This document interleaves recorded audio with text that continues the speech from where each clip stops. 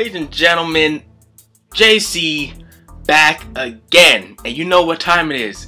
It's time for another review of JoJo's Bizarre Adventure. And man, we got us a new opening. We got us a new opening. And this opening is fabulous. It's fabulous. Now, I really like this opening.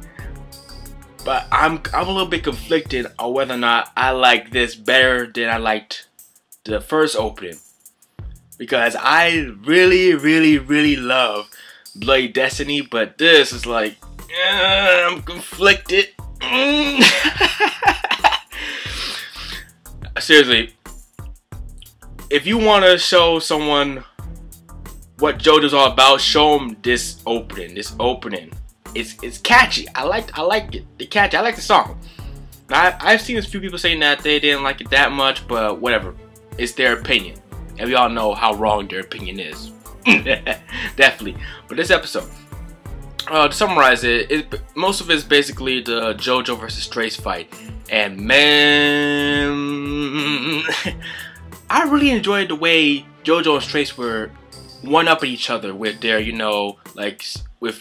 different ways to defeat each other. Like the part where Straits shoots his laser eye beams, which he called the space ripping shiny eyes. Yeah, I don't know either. He shoots his eye beams at Jojo, and it apparently looked like it killed him. But what he actually hit was a mirror. I also thought it was a little bit funny how when he realized that Jojo was still alive, Jojo was explaining to him, you thought you killed me, but you actually hit a mirror, and it took him like a while to realize, wait, it's a mirror. That was pretty funny too.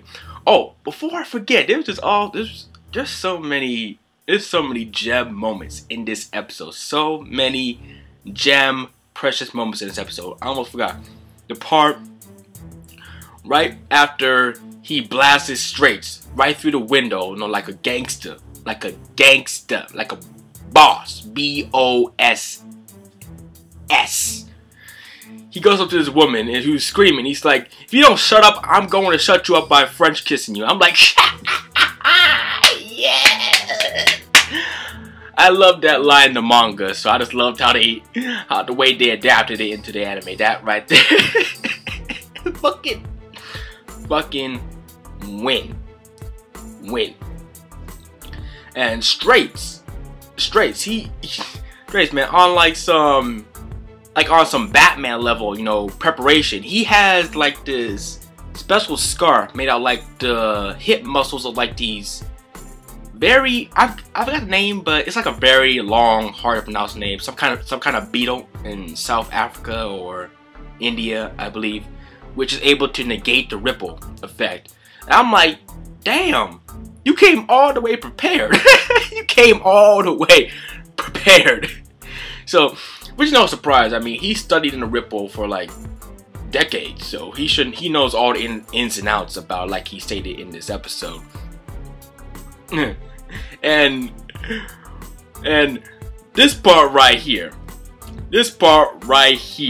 where apparently Jojo stuck a grenade to his scarf at the exact moment when he hit him with the ripple, and he starts to run away. But Straits, he knocks the grenade away from him right back at Jojo, and Jojo's like, hey, you should have came out of the hills more often. Then you would have learned something. And you see all these like pins coming out of his back and all these grenades behind him. I'm like, oh, Jojo.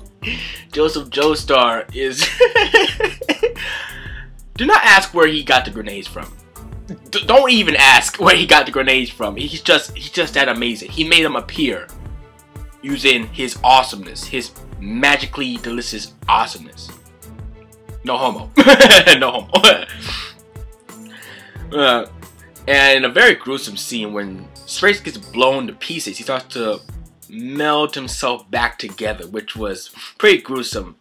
Of course, it was censored, but I'm used to the censoring right now, so I'll just wait for the DVD if I want to see the if I want to see the juicy, gory goodness. And pretty much there's not much talk about the fight after that, because pretty much what happens is Straits kidnaps this random reporter lady and uses her as a hostage, you know, to get Jojo to fight against him. I like the part where Jojo calls her like an ugly hag. And Straits just rips out her tooth and throws it back at him, and then he gets mad, because I think he assumed Straits was bluffing, but I don't know why he would assume that. I mean, the dude turned himself into a vampire and pretty much doesn't care about the safety of others, so I don't know why he would be bluffing. That was weird. You know, Jojo beats Straits with a ripple to the face. And before Straits, you know, implodes, Jojo wants to get more answers out of him about why he dumped Speedwagon's body into the river. You know, why he, I think, something about becoming a vampire. And Straits, you know, before he dies, you know, he says that, Jojo, you're just like your grandfather. You know, your personality may be different, but inside you still have the same tendencies to go on mysteries and adventures, and the same tendency is going to lead to an inescapable fate. And pretty much he vanishes from the ripple.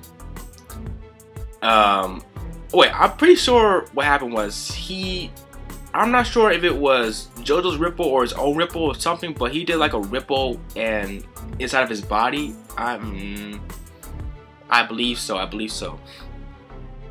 And after that, we see that Speedwagon is alive and well. He was alive. He was taken in by the Nazis. Nazis. That's right, people. We have Nazis in JoJo's Bizarre Adventure. You know, hi.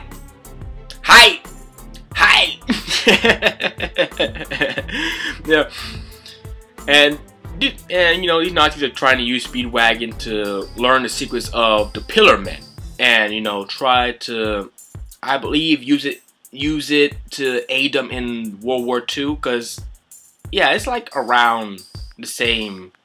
Yeah, it's just like, I'm not sure if it's like before World War II or damn. I just had a brain fart. Then we see that Jojo's on his way to Mexico to pretty much fight Speedwagon. And that's pretty much where the episode leaves off with. And next week's episode definitely gonna be more interesting, because the Nazis are experimenting on the guy in the pillar. And we all know how this happens. If you've seen any kind of movie, if you've read any type of movie, you know how this is going to turn out. You know how it's definitely going to turn out. So yeah, very good episode. Give this like a 10 out of 10 for the motherfucking win. Joseph Joestar for the win.